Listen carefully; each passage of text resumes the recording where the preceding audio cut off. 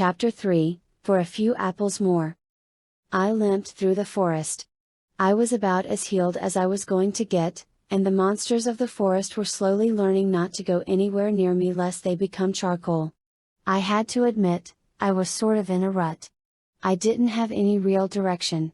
Zekara was working to discover the mysteries of the Everfree's unique flora and fauna, but that was her quest, not mine. My purpose in life had been to study whatever Celestia put in front of me. That obviously wasn't going to work now. Zekara said that Ponyville was just outside the forest, and I could get there in a few hours even with my limp. If I remembered correctly, that was where the train I hopped onto had been going. It'd certainly be one of the longest delays between starting a train ride and completing it. I was still apprehensive about it, though. I was pretty sure that any search for me had been called off. It had been a few weeks, after all, and even the attempts to scry my location had stopped. It might have had something to do with the Everfree itself. Even my divination spells went haywire in there. It was ironically the perfect place to hide from Celestia, and I'd stumbled into it on accident. Maybe Harmony was working out for me after all. Anyway, I was mostly wasting time and trying to decide what to do with myself when I heard something unusual.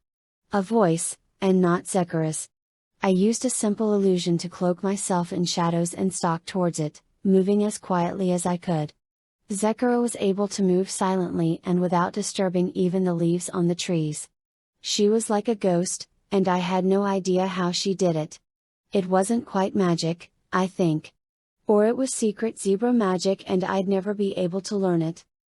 Either way, the pony didn't hear me coming. I decided to hang back and watch.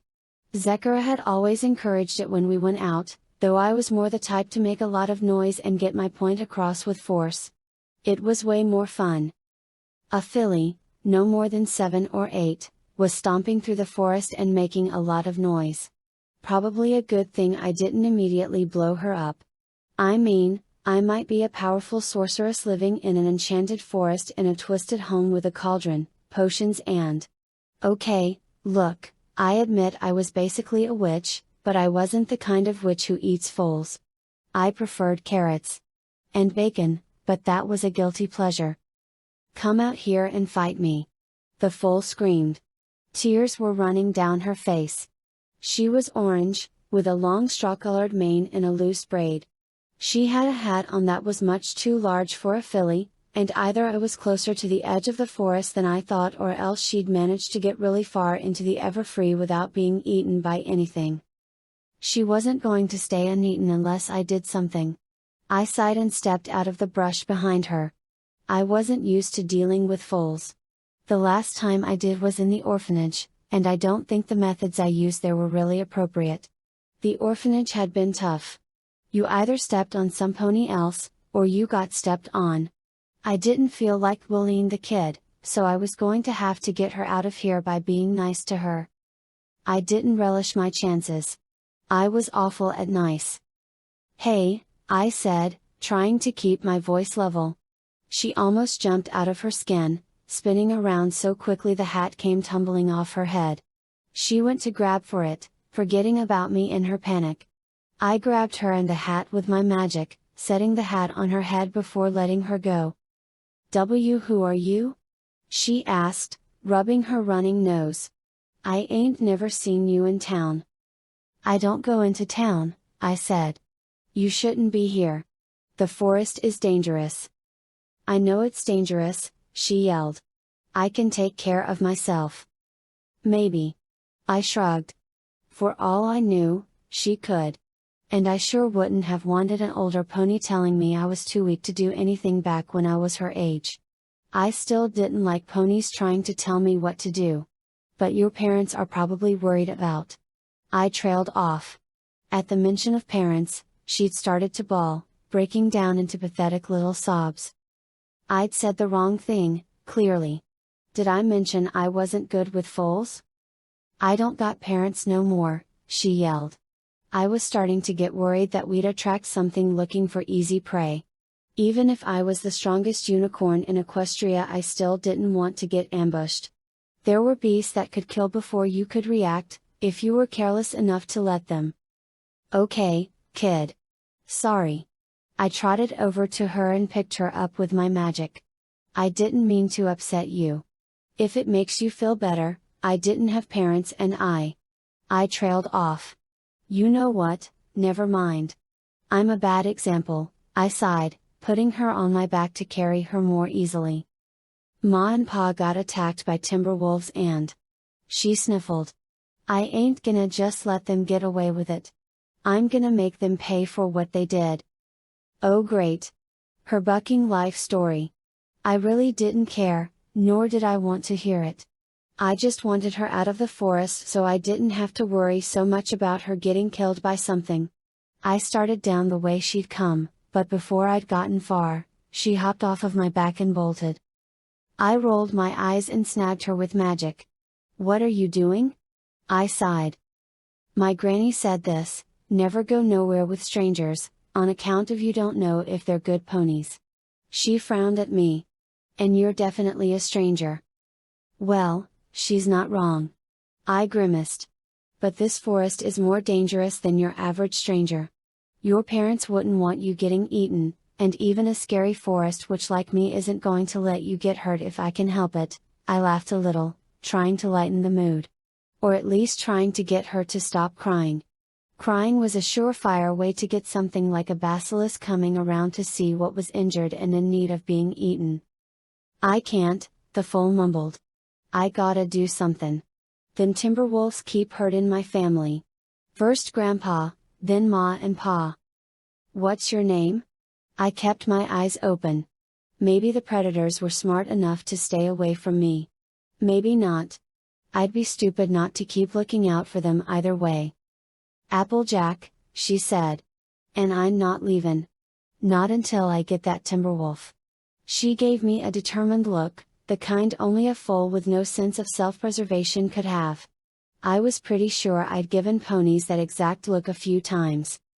There are dozens of timber wolves in the forest, I said. You going to try and kill all of them? They're pretty tough. I only gotta get one that got Ma and Pa. She sniffled.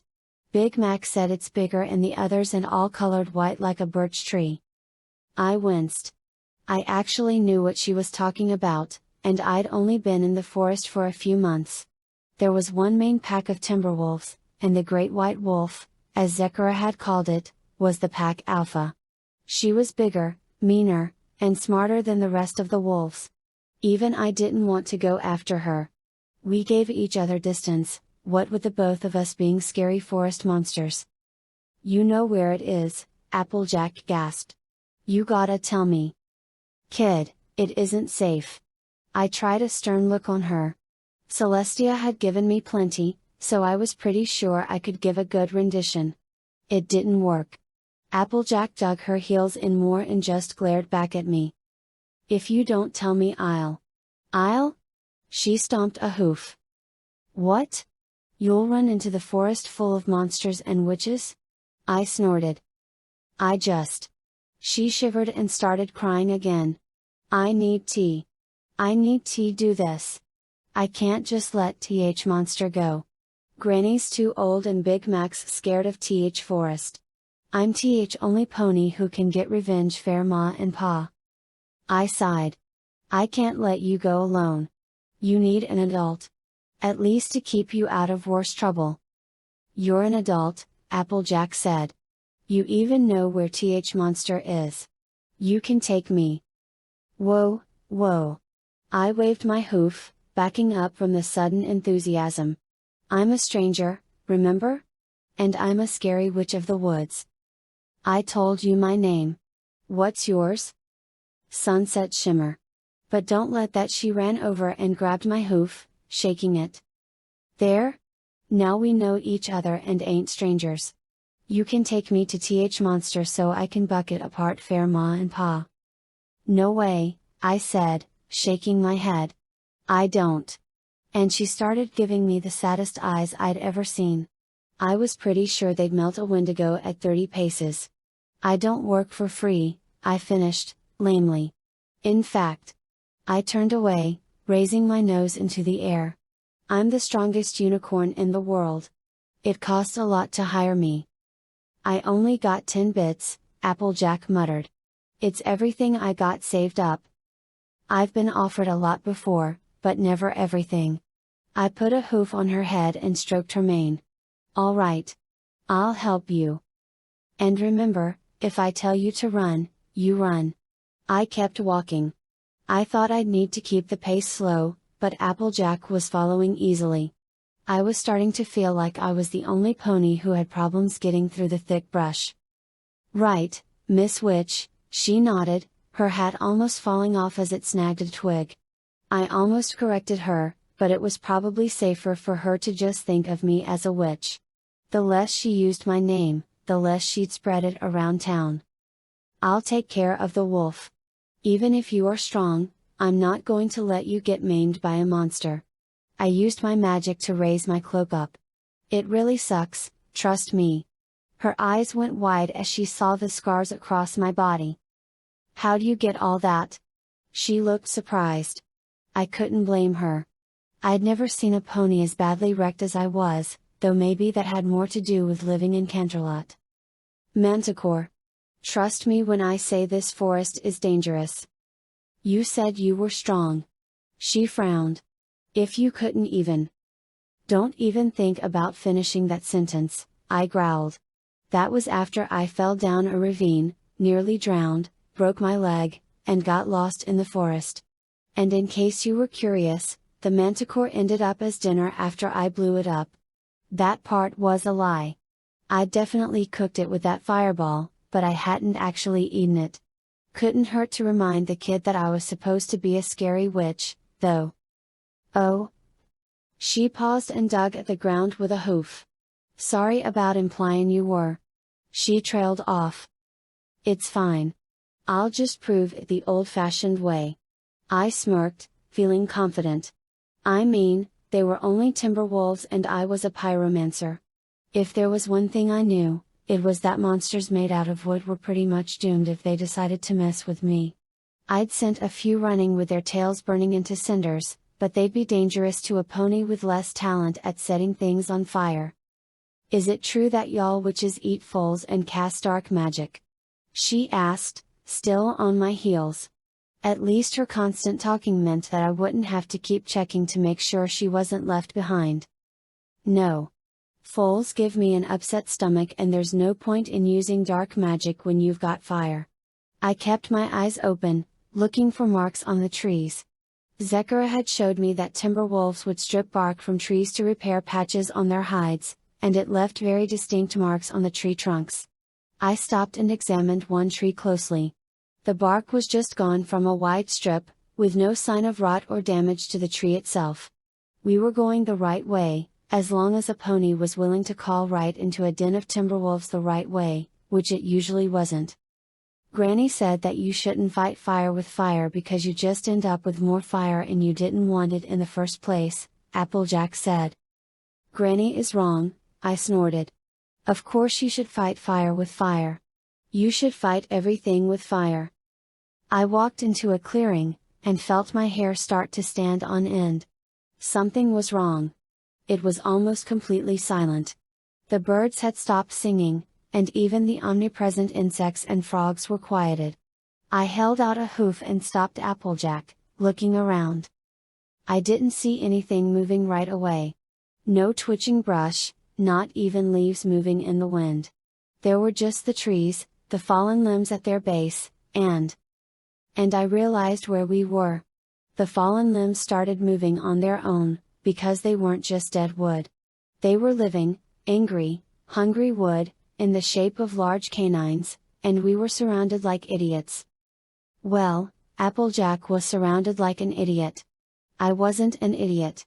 I was a pyromancer, and to me, this was a target-rich environment, not an ambush.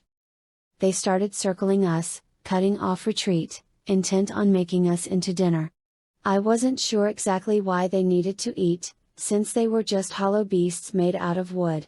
Maybe they were just doing what a normal wolf would do, going through the motions even though it didn't matter. I guess we had that in common. Applejack grabbed my back leg, hanging on and whimpering. "They're all around us," she wailed. I rolled my eyes.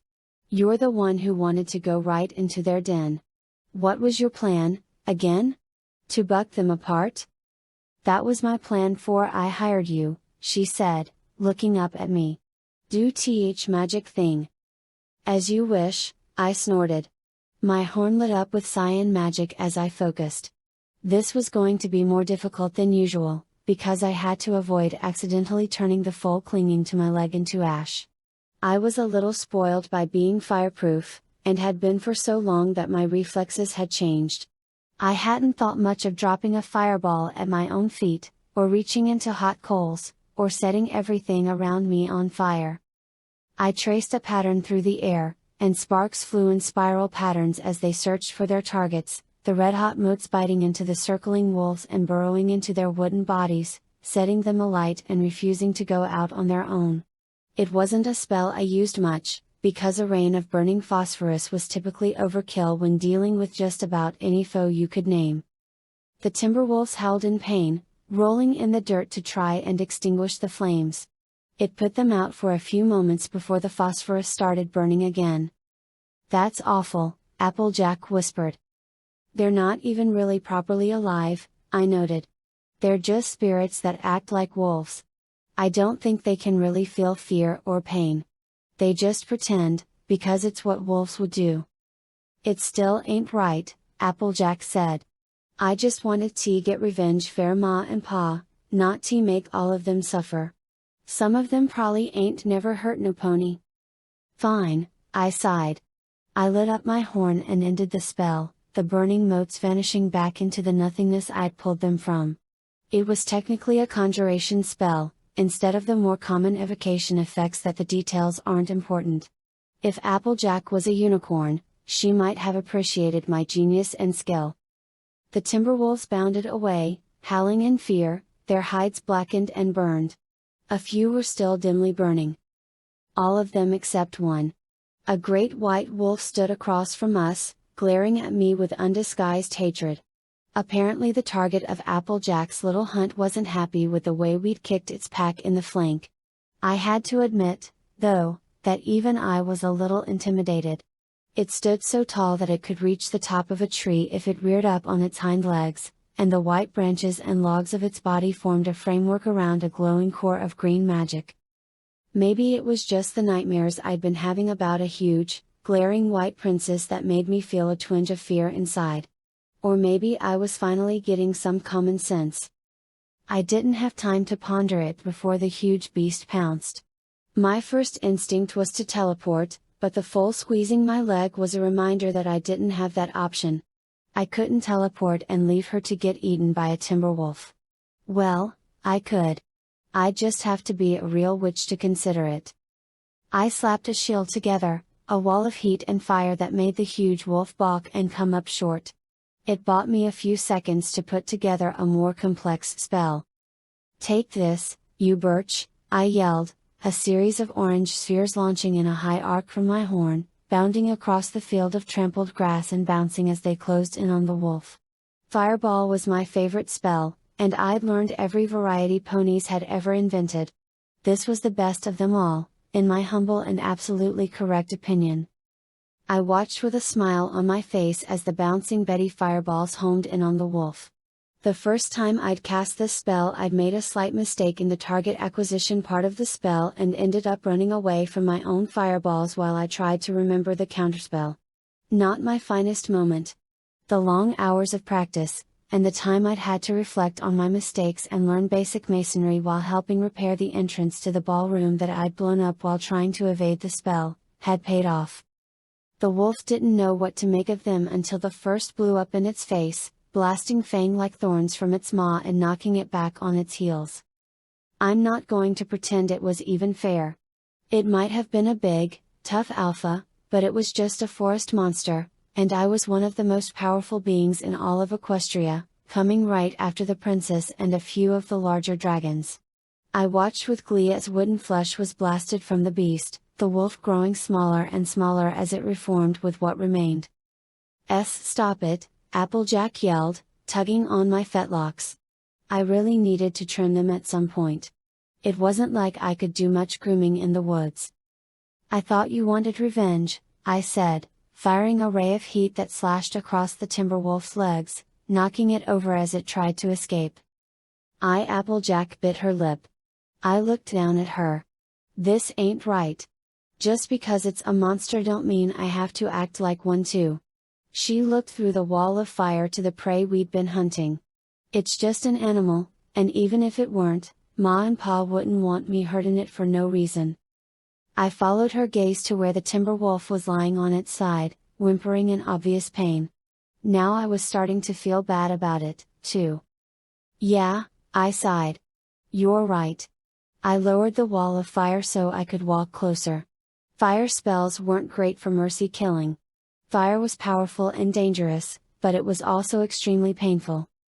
A bad animal gets put down, Applejack said. Like when my dog Roxanne got rabies. Granny put her down, and she made it quick and painless. Quick and painless. I muttered. Not something I was good at. Stay back. I don't want you to get burned. Applejack backed away from me, finally letting go of my leg. I circled closer to the wounded monster. If it had been a real wolf instead of a spirit animating a bunch of wood, I'd know what to do. I reached into the Timberwolf with my magic, trying to figure out what to do. The Timberwolf wasn't that different from a normal magical construct. It was a spirit, sure, but it was tied to a physical body, and the way it constructed itself, healed, and grew wasn't all that different from a come-to-life spell that had spiraled out of control. The thing about spells is, even if you didn't know the counterspell, you still had a few options on how to deal with them. If I kept hitting it with fireballs, eventually there wouldn't be enough left of it to animate, but it would be cruel. Or at least as cruel as you could be to something that was just a self-propagating spell. I traced along the lines of the spell, and found a knot of magic too complicated to unravel, as overgrown as the forest itself. Maybe it was closer to being alive than I thought. I could feel it pulsing, drawing magic from the ambient chaotic energy of the Everfree itself. I couldn't unknot it, so I did the next best thing. I ripped it apart, sundering the magic's pattern. The wolf was too weak from how badly I'd burned it to really resist. The magic exploded out of it in a green flash, the wood bursting into shrapnel. I shielded my face with a hoof and said some very unkind things as I was pelted with splinters. Uck! I just can't catch a break, I sighed, pulling slivers out of my skin. Applejack trotted up next to me. She'd managed to avoid any kind of injury, luckily for her. I was going to be picking splinters from my hoofs for weeks. It's over, Applejack sighed. I didn't think it'd be that easy. I told you, I'm the strongest unicorn in Equestria. Of course it was that easy. For me? It would have eaten you alive. I snorted. When she didn't rise to my teasing, I looked down at her. Oh, right. It had killed her parents. That was probably the wrong thing to say. Are you okay?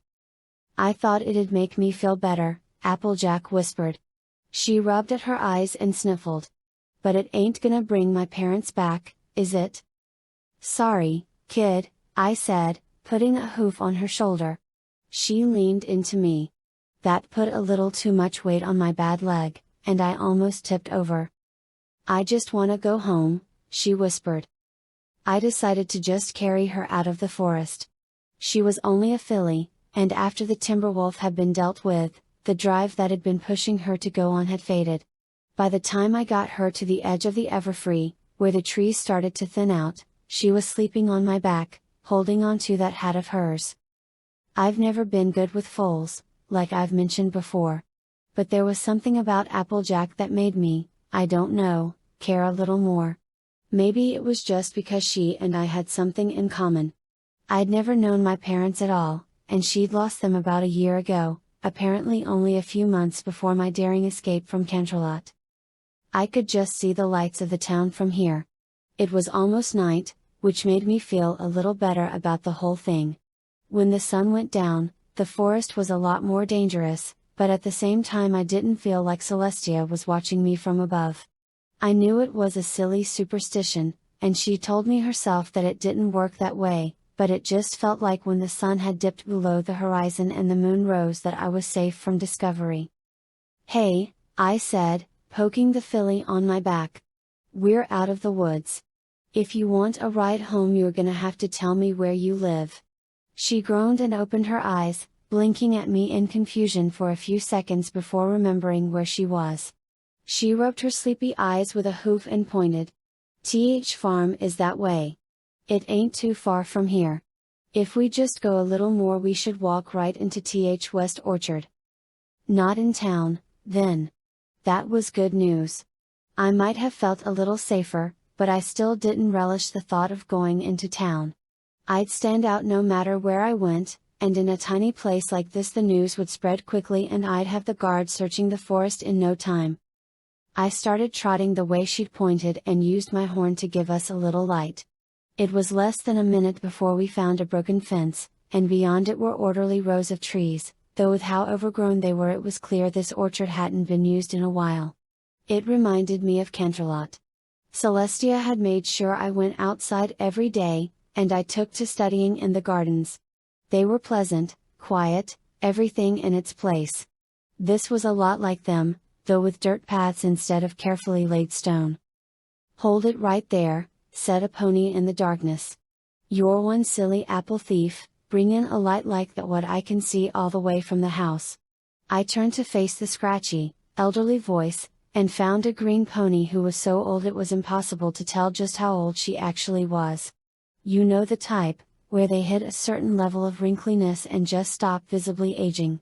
Her eyes still looked strong, and I had a feeling she could buck me right back to the woods if she wanted to.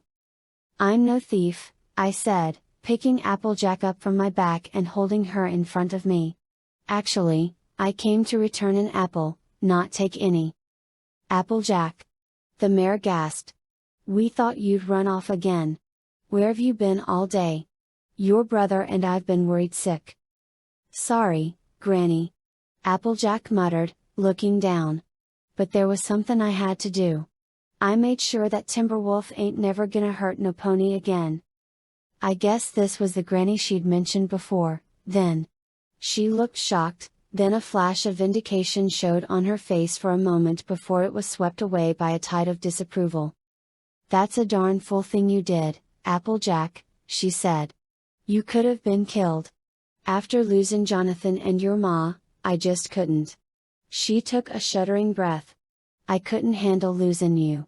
My heart seemed too much ache for that." "I'm sorry, Granny," Applejack said. I put her down, and she walked over to her grandmother, hugging her. I took that as my cue to leave, and turned to limp away. I didn't get very far. "And where do you think you're going?" Granny asked. I sighed and turned to face her. "I don't recognize you from around these parts." "I live in the woods," I said, shrugging. "Unless you make a habit of running into the dangerous parts of the wilds like this one." I nodded to Applejack. "There's not much reason for you to have seen me." "The Everfree is all dangerous," Granny said. "There ain't no safe places." "True," I agreed. "Anyway, now that she's safe, you gotta come to the farmhouse," Applejack put in. "I ain't paid you yet for helping me with the Timberwolves." "You encouraged her." Granny frowned. "It was that or let her do it alone," I snorted. "She's a stubborn pony. I can respect stubborn. A pony has to be willing to dig their heels in and fight for what they want." I didn't mention that it often didn't work out. Like when I tried being assertive with Celestia. "She is that," Granny agreed. "Well, come on, then. I can't say I agree none with her spending her allowance to hire mercenaries, but she made a promise and she has to keep to it." "I'm not a mercenary," I said. "I mean, technically I did take money in exchange for my services in fighting a bunch of wolves. But that doesn't mean anything." "Them splittin' hairs, I figure," Granny said, as we walked towards the farmhouse. I wasn't sure what I was expecting, but it was a lot bigger than I had pictured it. I'd been prepared for some one-room log cabin, but instead it was the size of some of the larger homes in Canterlot. I followed them to the door and stopped as they went in. The only home I'd been inside in close to a year was Zechariah's, and even if she was my friend, I was feeling bad about always being in her hair. I knew what it was like to try and get research done with some annoying pony constantly asking questions or just being there when you wanted quiet and solitude. I hated being that annoying pony. Her home, though, at least felt like a lab. Or a witch's hut, but I was basically a witch at this point anyway. All I needed was a broom to ride around on and a pointy hat. I felt comfortable there. This was a kind of home I'd never been in before. The orphanage had been like a prison, with the same pecking order of predators and prey as the forest, even if the food chain was social and filled entirely with ponies. The castle was a place where people worked, with no real expectation of privacy, not a real home to any pony. I don't even think the princess felt entirely at home there. This, though. This was different. It was a real family home. And I was an outcast. I didn't belong here. I strongly considered just teleporting away before a little orange hoof grabbed mine and pulled me inside. "Come on, Miss Witch. Stop all the lollygaggin'," I laughed a little to myself as I allowed her to drag me through the threshold. It was warm inside, the wooden floors polished to a sheen with decades of hoofs wearing down the rough spots and loving applications of wax and oil to keep them from rotting. Everything smelled like apples. I hadn't had any in months now, since I'd found odd-colored ones in the Everfree and had some bad experiences. Apples weren't supposed to be spicy, and they definitely weren't supposed to change the color of your mane and tail. At least Zechariah seemed to like the samples I brought back, even if we hadn't had any luck with growing them ourselves. Applejack let me go after she escorted me into a dining room, instead running up to a colt not much older than she was and hugging the worried-looking pony. I guess it was the brother she'd mentioned. "Granny, can Miss Witch stay for dinner?" Applejack yelled towards the kitchen. Wait, I said, waving my hooves. "I don't want to impose. I should get back to forest stuff." I mentally face-hooved. Great work, Sunset. Forest stuff. That definitely sounded like a real thing and not like an excuse at all. "I ain't never gonna send some pony home hungry," Granny said. "Y'all just sit down at the table and I'll get you something warm to put in your bellies. I know little Applejack must be starved after bein' a dern fool from sunup to sundown." I snorted at that and sat down. I was in too deep now. I'd have to suffer through a hot meal. Terrible fate, really. "Does your whole family live in TH Forest?" Applejack asked, as she sat next to me. "I don't have a family," I shrugged. "You're lucky, you know. Even if your mother and father are gone, you've got ponies here who care about you. I'd never had that much. I used to pretend I did, but that stopped when I learned Celestia was perfectly willing to adopt ponies. They just had to be alicorns." "I know," Applejack said softly, looking down at the table. "After Ma and Pa died, I ran away from everything and went to TH City for a while. Didn't sit right with me, though, like I wasn't being who I was supposed to be.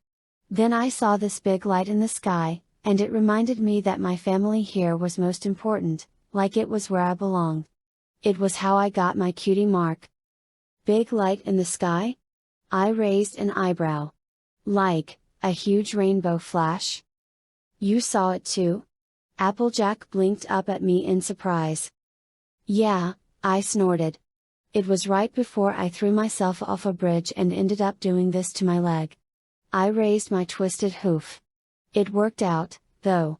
I'm free now. No more manipulation or rules. I do things my way, just how I want it." Applejack watched me for a while, then suddenly hugged me. "I'm sorry you ain't got no family, Miss Witch." "It's fine. I'm fine. Everything's fine." I patted her on the head and she took it as a signal to let go. Thankfully. I was afraid I was going to have to use a crowbar. For such a little filly, she had an incredibly strong grip.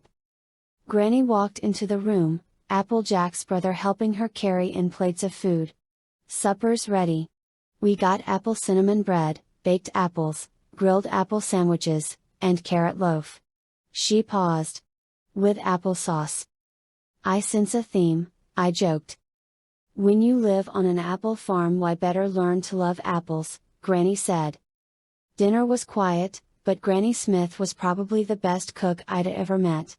I had no idea how she did it, but she managed to keep the dishes from blurring into each other.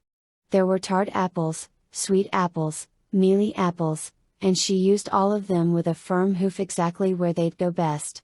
I was very impressed. I'd eaten food from the finest chefs in Canterlot, and this was miles better. You're going back to Th Forest? Applejack asked. I was helping clean up after eating. I wasn't going to make Granny do all the work. Between that and saving the filly, I was going to have to blot out the sun or curse a few wells to get my witch reputation going again. I was dangerously close to becoming a nice, humble pony. With incredible cosmic power. Okay, maybe not humble, then. It's where I live, I shrugged. Besides, I'm safer there. There are ponies after me, and they'll never find me in there. Why are you running from them? Applejack asked. You blew up them Timberwolves real good. You don't seem scared of nothing. Some things are scarier than monsters, I muttered. It's harder facing your mistakes than something you can wave your horn at, you mean, Granny said, as she scrubbed down a pot. You got the look of some pony on the wrong side of the law. I don't pretend to like that, but you saved my grandfoal's life and did something for her that I couldn't do myself. I didn't commit any real crimes, I said, stopping what I was doing. I considered what to say. I made mistakes. You're right about that. I don't even know what would happen if I got caught. Maybe nothing. Maybe ponies aren't even looking for me. I know things can't ever go back to the way they were, and with how things were at the end. I don't deserve it, and I wouldn't want it even if it was offered to me again. I don't get it, Applejack frowned. You know how you said you weren't being true to yourself when you were in the city? I asked. Applejack nodded. I know what that's like. I tried for years to be a good, happy little pony for some pony that mattered more to me than anything else in the world. I wiped at my eyes. Something was bothering them. Probably just the onions. I thought I was happy, or that I was special, or that I mattered to some pony. I was wrong, though. I was just a mistake. Even Granny had stopped working. Great. Now I had an audience. That's the difference between family and what I had, I said. Your Granny knows you made a mistake, but she was worried because she loves you and didn't want you to get hurt. She'd never throw you out on the street, and she wouldn't dangle some prize in front of you and then refuse to ever give it to you. I started washing dishes again. I hadn't broken anything. I was definitely making progress. Last time I'd ranted about Celestia, to myself, I'd ended up throwing a tree far enough with my magic that I didn't see it land. I was halfway sure I'd managed to launch it right into the sun. Well. Even if you are a witch, and you live in the woods, y'all can come here anytime you want, Applejack said, firmly. I raised an eyebrow at that. But if you want any of Granny's cooking, you gotta work for it, she continued. We got plenty of chores that need doing. You expect the Witch of the Everfree to do chores? I reared up, using a little illusion magic to make lighting flash around me and mystical smoke to pour from my cloak. If you want Granny's apple pie, yeah, Applejack nodded, completely unimpressed. You make a solid argument, I admitted, settling down and letting the smoke and lightning vanish. Both of us managed to keep a straight face for a few moments before we broke out into giggles. In retrospect, part of me felt more fulfilled than I ever had as Celestia's student. Back then, I'd had everything important taken care of for me. I'd been given food, shelter, books, anything I really wanted had been at my beck and call, and it had left me with nothing but a terrible hunger for power, power that I thought would be enough to impress the princess. I'd wanted her to be the family I was missing, but she never was. She was always distant, even to me. Here with the apples, though, I saw what a family should be like. No need to impress each other. No need to constantly fight to earn love that Celestia would never give. If I'd still been her student, where would I be now? Locked up in a tower full of books, having to outdo myself in a series of endless, pointless tests. I'd been happy to be at the princess' side, but I'd never been content, and I'd never been part of a family. I just hoped no pony had made the same mistake I did in becoming her student.